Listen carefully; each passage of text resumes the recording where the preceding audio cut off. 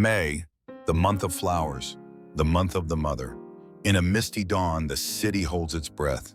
Jasmine from weathered balconies mingles with the church bell's solemn chime. Against a gray sky, the spire of Our Lady of Sorrows pierces the heavens, a beacon for broken hearts.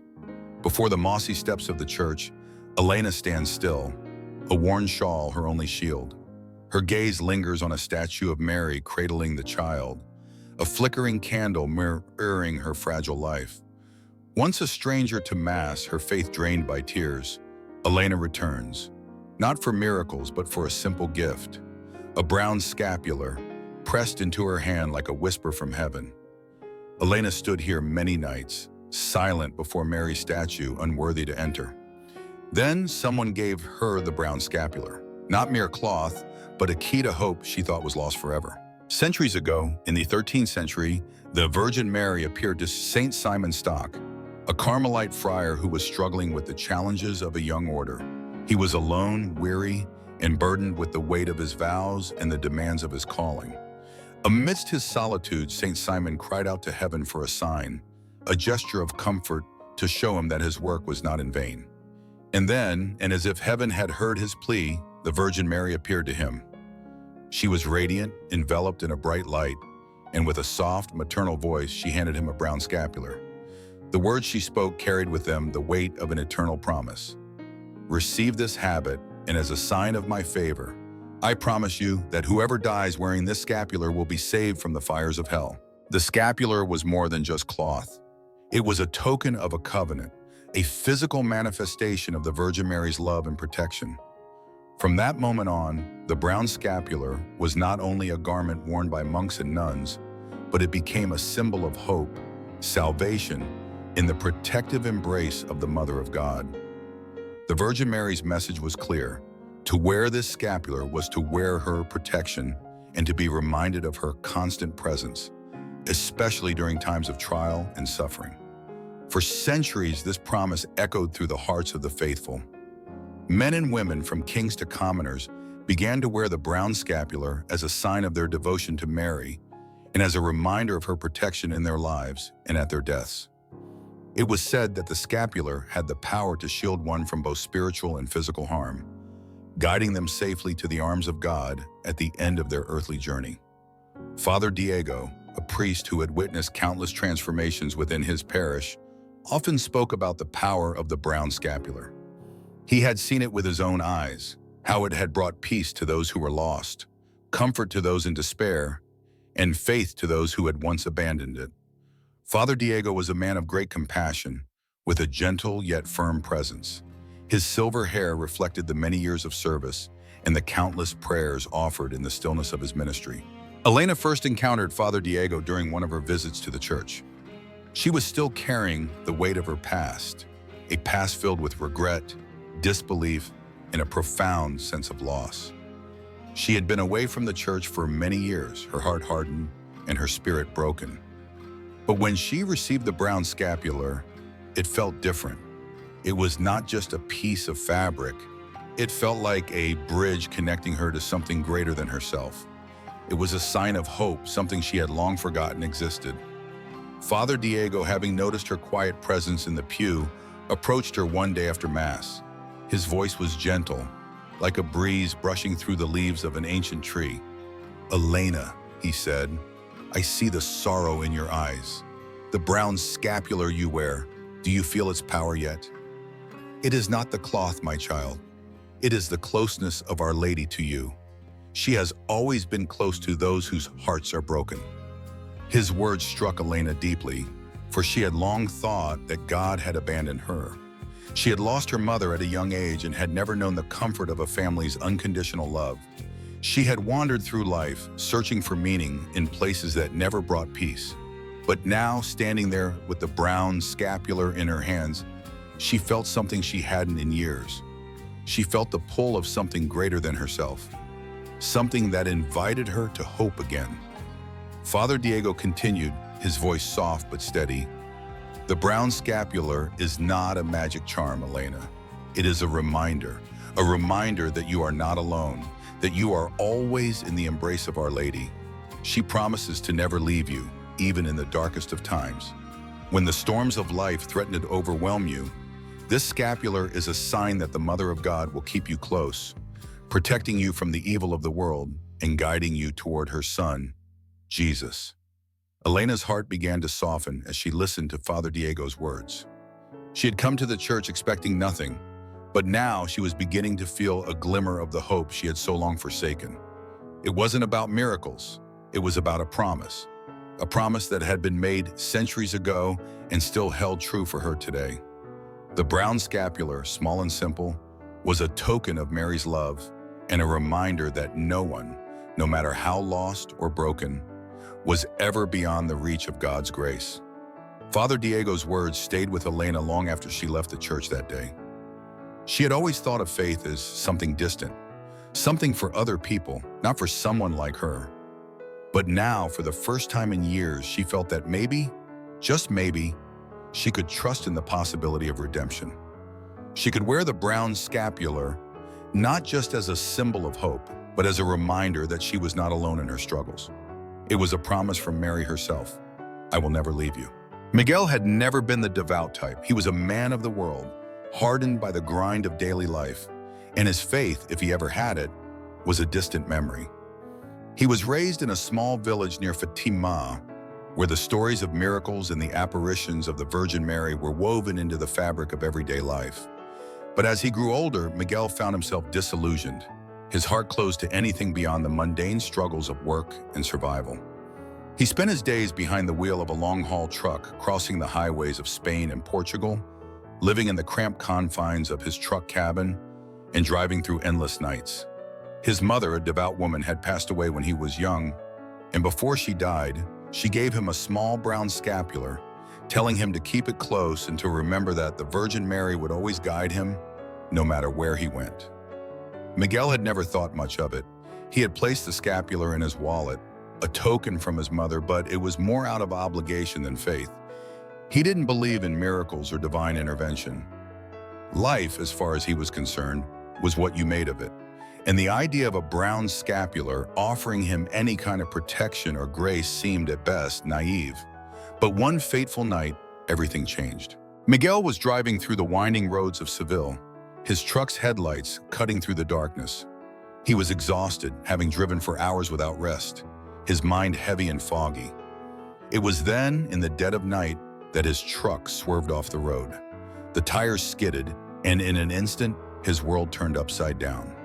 The sound of metal against concrete echoed through the still night as his truck rolled violently.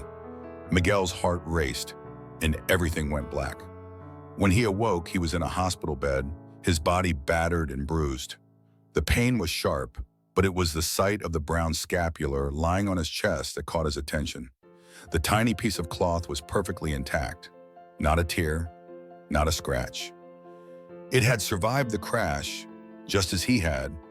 For the first time in years, Miguel felt a deep sense of awe. He couldn't explain it. He had never believed in God, but something inside him stirred. The brown scapular, the very thing he had discarded as a relic of the past, had kept him safe. It was then that he understood. It wasn't just a piece of fabric. It was a symbol of the protection and grace that had been offered to him all along. Later, when he was able to sit up and reflect, Miguel thought of his mother, of the many times she had prayed for him, even when he was too proud or too stubborn to listen. He remembered the stories of Fatima, of miracles, of the love of a mother who would never abandon her children. And in that moment, Miguel knew something had changed. He wasn't the same man who had driven down those roads before. The hard edges of his heart had softened, and he had found faith in the most unexpected of places. His faith wasn't built on a single miracle. It was built on the realization that he had been held and protected all along. Even when he didn't believe, the brown scapular, once a token of his mother's love, had become a bridge to a faith that had been dormant in him for far too long. Father Diego had seen many lives touched by the brown scapular, but none had struck him as deeply as Jorge's. Jorge was a man of war, a former soldier who had seen the worst of humanity. His hands, once trained for combat, were now rough and scarred. His heart, too, bore the marks of countless battles, both external and internal. Jorge had come home from the war a different man, hardened by the violence he had witnessed and participated in. He had no patience for religion or any talk of faith. The church, once a place of solace, had become a reminder of all that he had lost: his comrades, his innocence, and his peace of mind. For years, Jorge lived in isolation, avoiding the company of others, keeping his thoughts and emotions buried deep within. He didn't trust anyone, not even himself. But through all of his bitterness and anger, there was one thing that remained: a brown scapular that he had worn ever since his mother had given it to him before he went off to war. He had never thought much of it. It was just something his mother had insisted on, a keepsake to remind him of her love and of the faith she had instilled in him. But it had always been there, tucked under his shirt, a small, unremarkable token of a life he had long since abandoned. Then came the day that changed everything. Jorge fell ill. It wasn't just the flu or a simple cold. It was something much worse. As the days went by, his condition worsened, and soon he found himself lying in a hospital bed, unable to move, unable to speak. The doctors had done all they could, but they couldn't stop the ravages of his illness.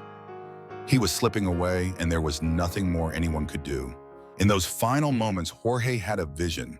He saw a bright light, and in the light there was a figure, a woman, draped in a mantle of light. She reached out to him with loving arms, and he felt a warmth, a peace he had not known in years.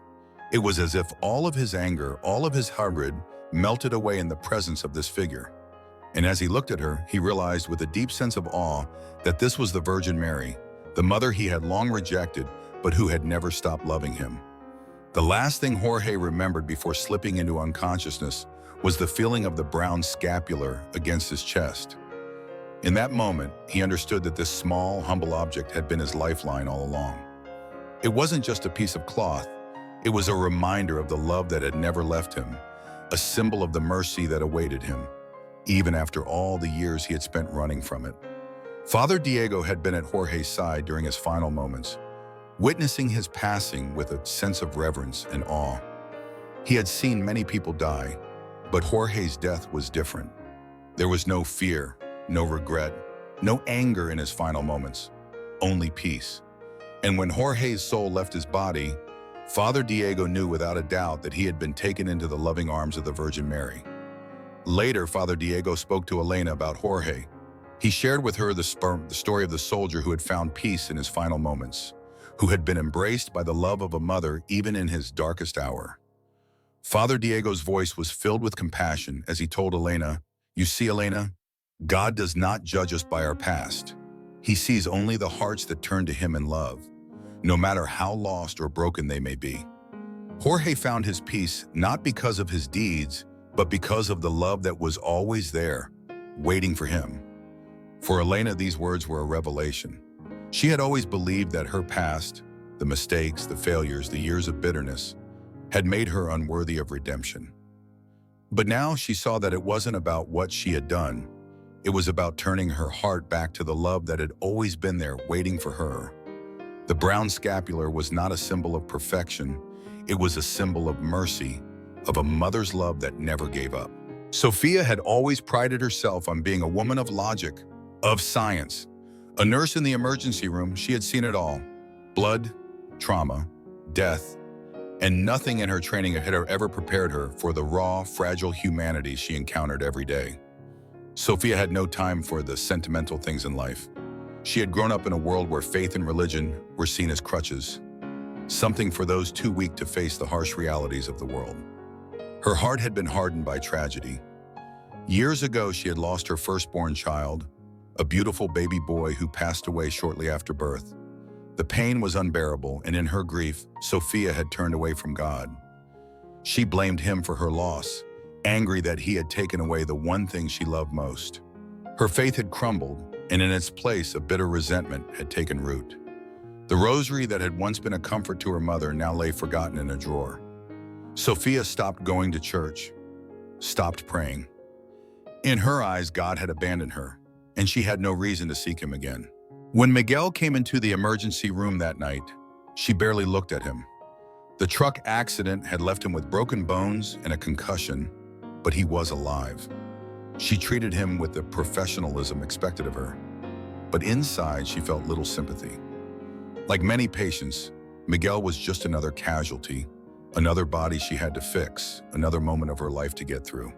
But then something changed. Over the next few days, as Miguel recovered, Sofia began to notice something strange. He never seemed afraid, never seemed angry. Despite his injuries, he exuded a quiet peace that was hard to ignore. And then one night she saw him praying. It wasn't loud or dramatic, just a simple private moment of prayer. He was clutching something in his hand, something small, the Brown Scapular. Sofia couldn't understand it. She had long given up on prayer, long ago convinced that it was a futile exercise.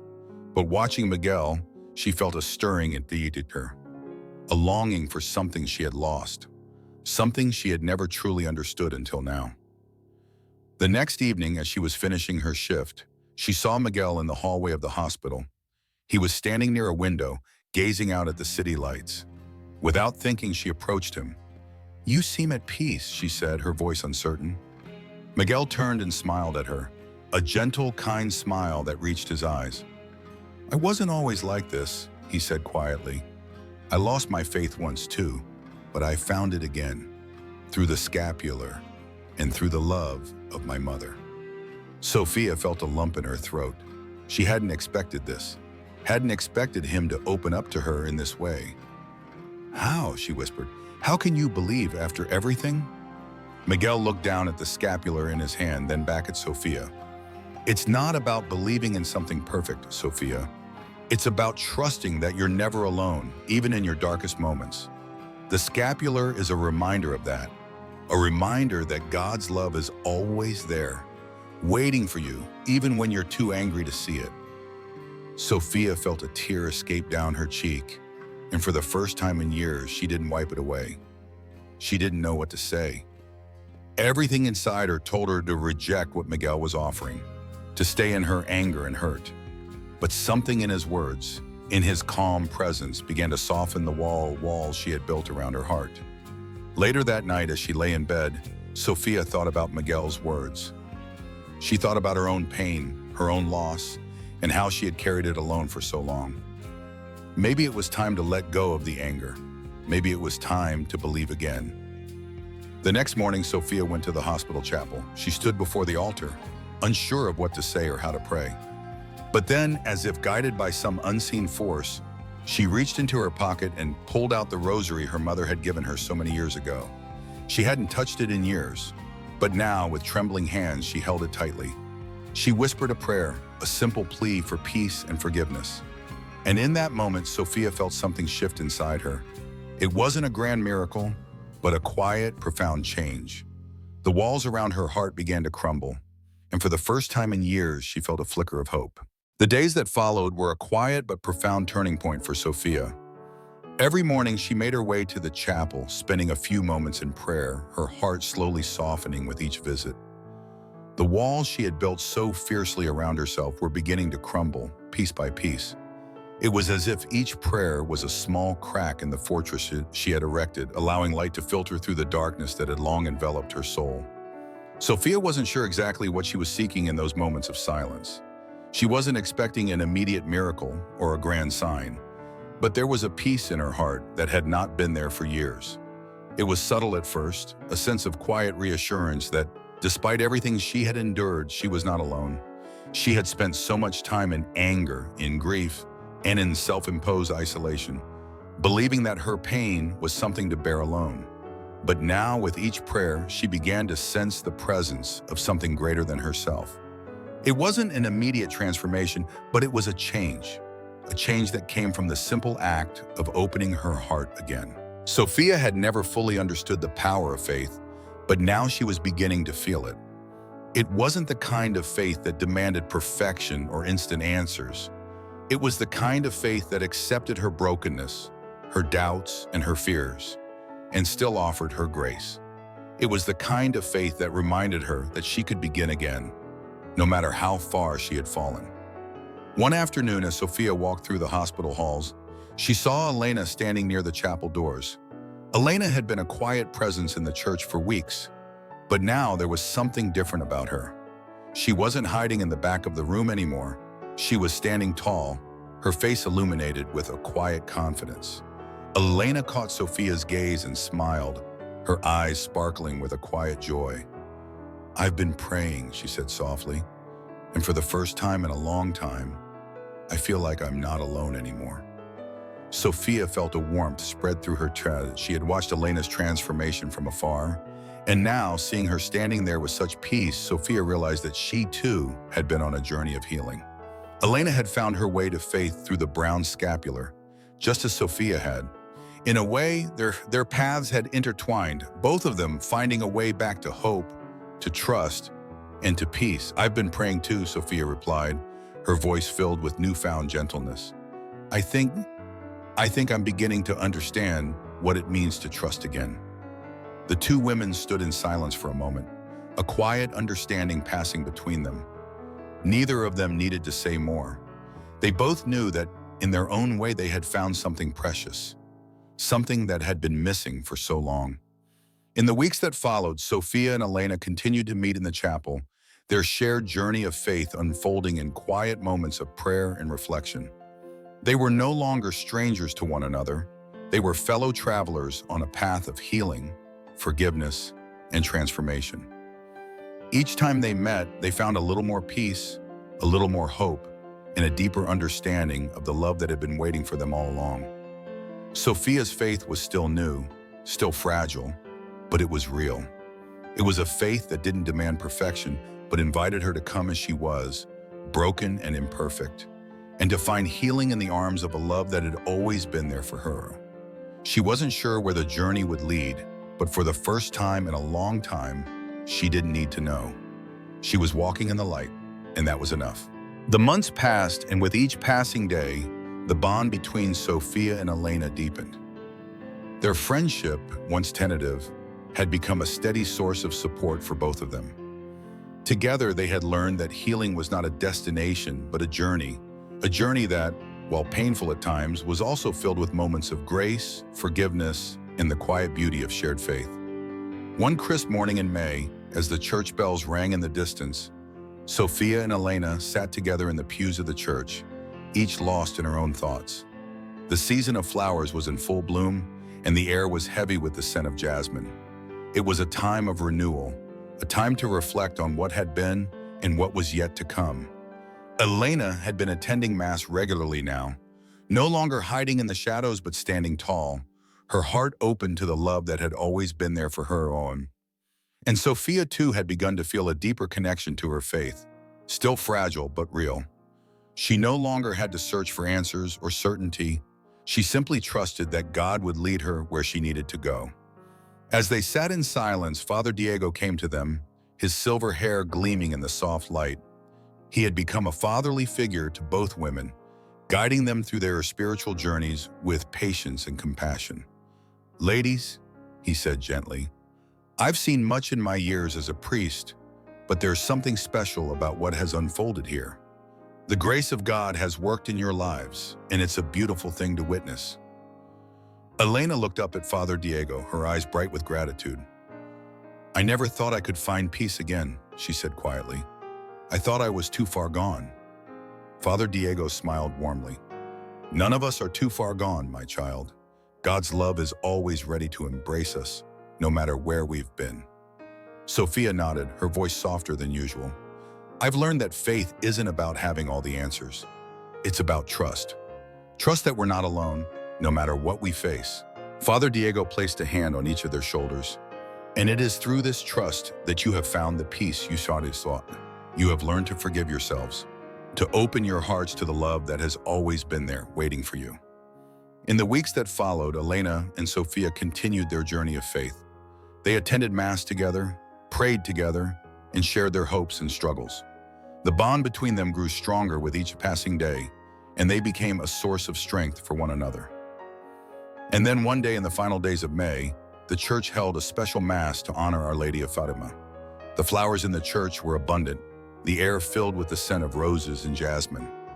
As the congregation gathered, Elena, Sofia, and Miguel, who had become a close friend to both women, sat together in the pews, each wearing a small brown scapular, a sign of the promises that had been fulfilled in their lives. As the Mass began, the choir's voices lifted in harmony, and Father Diego stepped to the altar, his voice steady and strong. "Today we honor Our Lady of Fatima," he said. "She is a reminder that no matter how far we stray, her love will always find us, always guide us back to the light." As the congregation prayed, Elena's heart swelled with gratitude. She thought of the long journey she had traveled, from doubt to faith, from pain to peace. And in that moment, she realized that it wasn't just about the Brown Scapular, it was about the love that had never left her. The love of a mother, a love that had guided her back to herself. As the final hymn played, Father Diego extended his arms in blessing, and Elena, Sofia, and Miguel knelt in quiet prayer, their hearts united in a shared understanding. They had found their way back to faith, to hope, and to each other.